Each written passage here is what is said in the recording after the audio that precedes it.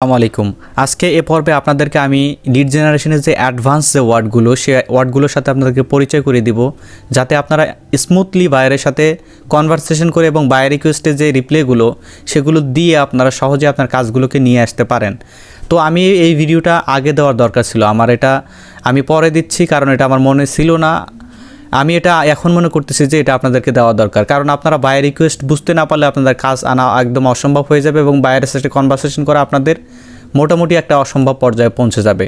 আর আজকে যে আমি ওয়ার্ডস অ্যান্ড ফ্রেশগুলো আপনাদের শেয়ার করব, অ্যাডভান্স যে ওয়ার্ডস অ্যান্ড ফ্রেশগুলো শেয়ার করব, আপনাকে বায়ার একটা বলে আপনি করেন একটা আপনি বোঝেন না, এই বিষয়গুলো আপনার সাথে আমি শেয়ার করার চেষ্টা করব যে এখানে বায়ার কোন কোন ওয়ার্ডগুলো আপনাকে শেয়ার করতে পারে। আচ্ছা, আমি এখানে সাজিয়ে রেখেছি লিড জেনারেশনের অ্যাডভান্স ওয়ার্ড অ্যান্ড ফ্রেশ। এখানে দেখুন code outbound lead. Code outbound lead এটা আসলে কি, যে প্রথমে এটা দেখুন কোড আউটবাউন্ড লিড, এটা আসলে কি? কোড আউটবাউন্ড লিড হচ্ছে সেইটা যেটা হচ্ছে যে আপনার বায়ার মনে করেন একটা আপনার বায়ারে টার্গেটেড বিজনেস আছে, মনে করেন ও বিড়ালের খাদ্য বিক্রি করে, তো বিড়ালের খাদ্য বিক্রি করে এ ধরনের কাস্টমার, ওর যে কাস্টমারগুলো থাকবে এই যে কোড আউটবাউন্ড ইমেল লিড, এগুলো হচ্ছে যে আপনার B2C লিডের মধ্যে পড়ে, বিজনেস টু কনজিউমারের মধ্যে পড়ে।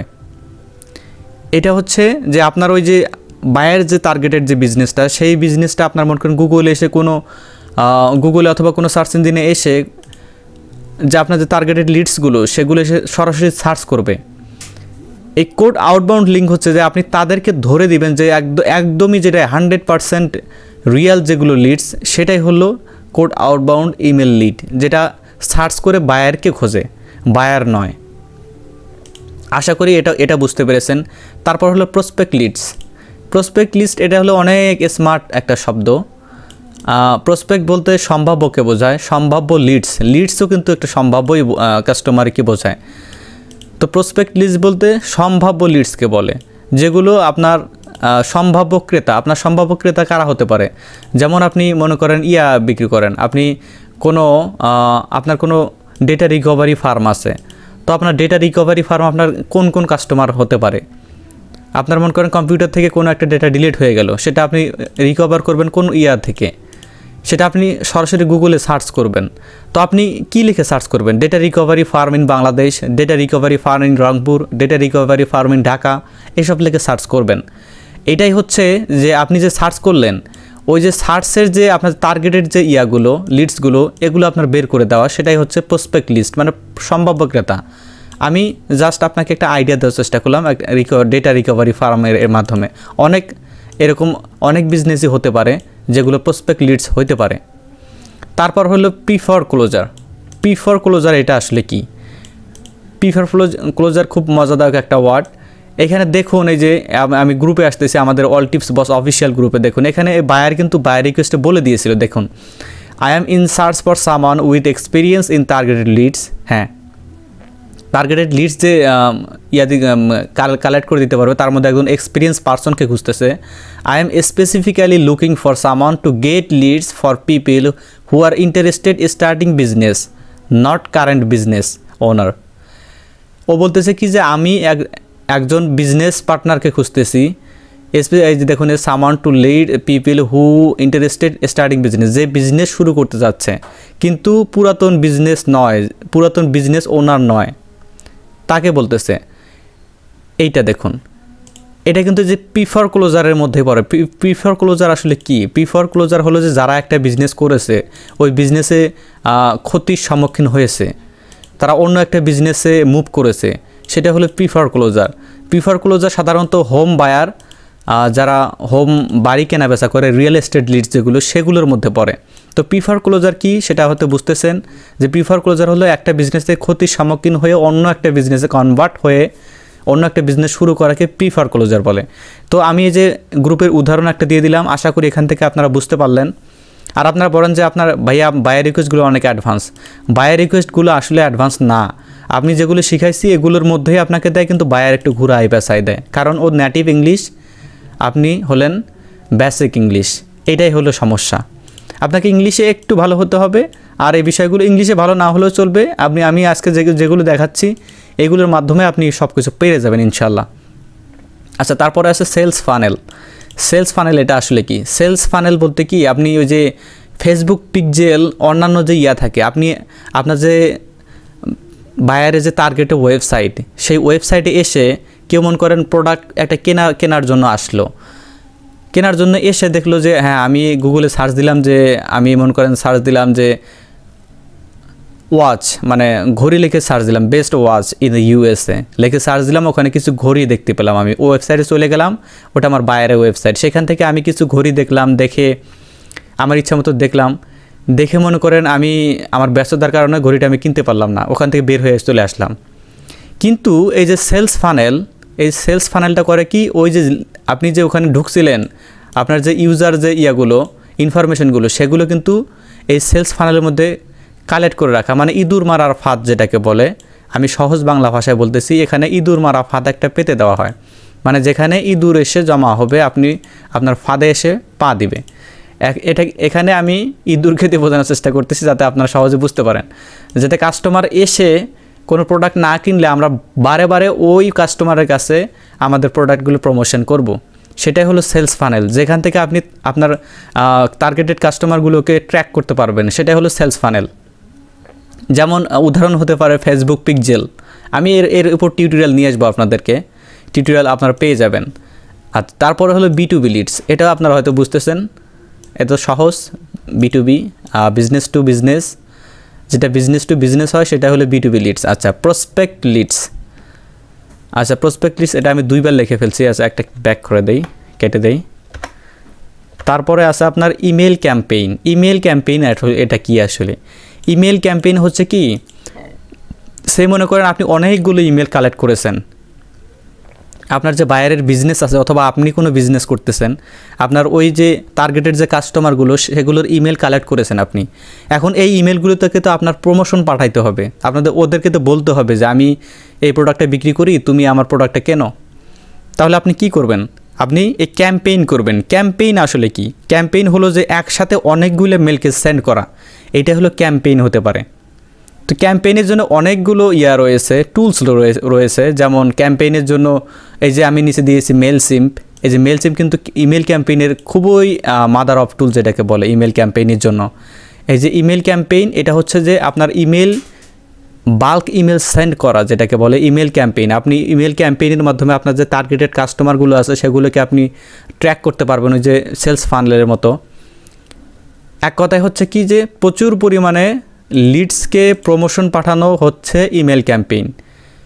আশা করি বুঝতে পেরেছেন। তারপরে হলো সেলস লিড।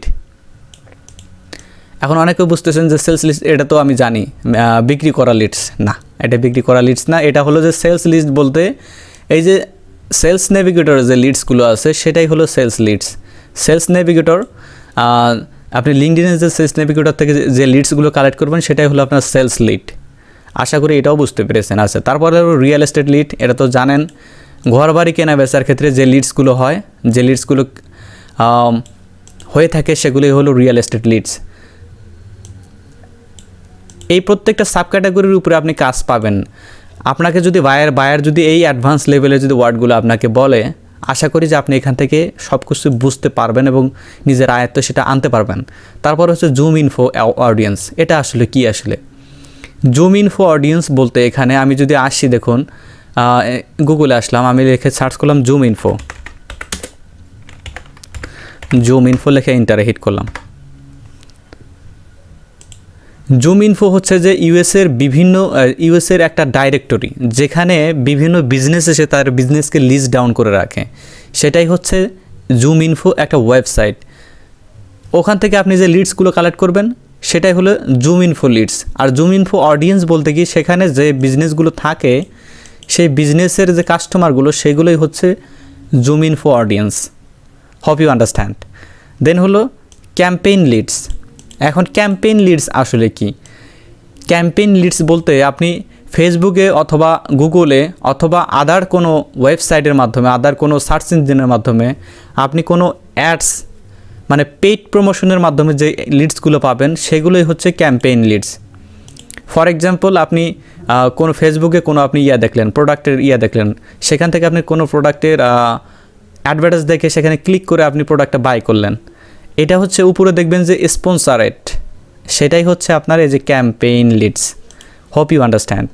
আচ্ছা, একদম লাস্টে হচ্ছে সহজ B2C, বিজনেস টু কনজিউমার। এখন অনেকে বলে এটা তো জানি, আপনি বাস্তবটা হয়তো জানেন না। বিজনেস টু কনজিউমার বলতে হচ্ছে কি, আপনার কোনো বিজনেসকে আপনি কোনো কাস্টমারের কাছে সরাসরি পৌঁছাতে যাচ্ছেন, কোনো বিজনেস টু বিজনেসের কাছে পৌঁছাতে আপনি চাচ্ছেন না। তাহলে কাস্টমার হতে কারা?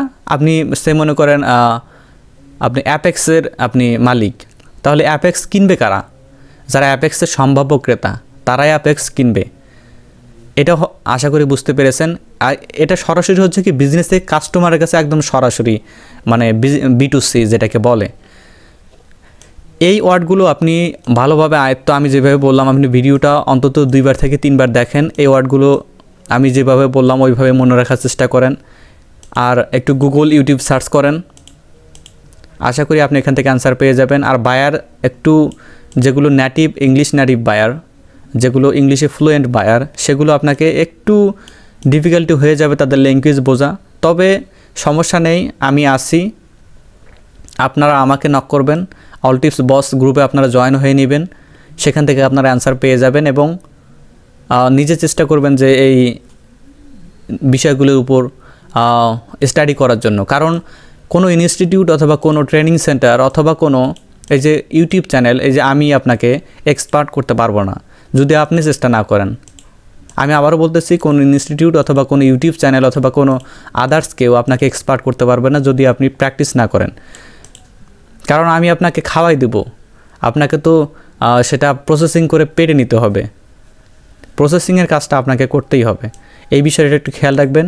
আর আমি পরবর্তী যে পর্বগুলোতে সিরিজ আসবে সেটা হবে এসইও রিলেটেড সিরিজ। সেখানে আপনারা অ্যাডভান্স লেভেলের এসইও কোর্সগুলো পেয়ে যাবেন, যেগুলো আপনারা পেইড আপনারা করতেছিলেন।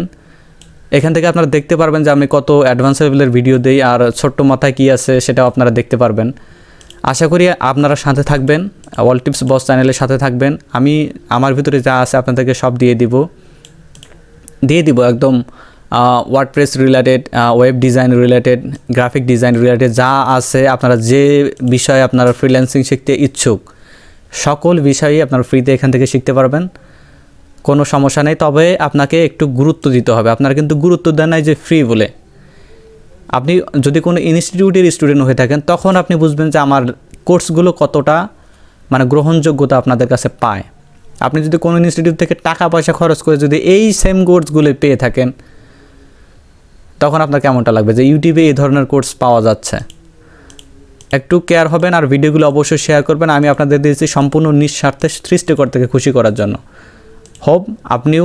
হোপফুলি আপনিও এটা করবেন, মানুষকে শেয়ার করবেন ভিডিওগুলো, আর আপনাদের রেসপন্সই বলে দিবে যে আমি ভিডিও দিব কি না। অ্যাডভান্স লেভেলের এসইও আদার্স যে টিউটোরিয়ালগুলো আছে, ডিজিটাল মার্কেটিংয়ের পুরো সেক্টরটাই আমি আলোচনা করার চেষ্টা করব এবং অ্যাডভান্স লেভেলে। তো ভালো থাকেন, এ পর্যন্তই রাখতেছি। টিল দেন, আল্লাহ হাফেজ।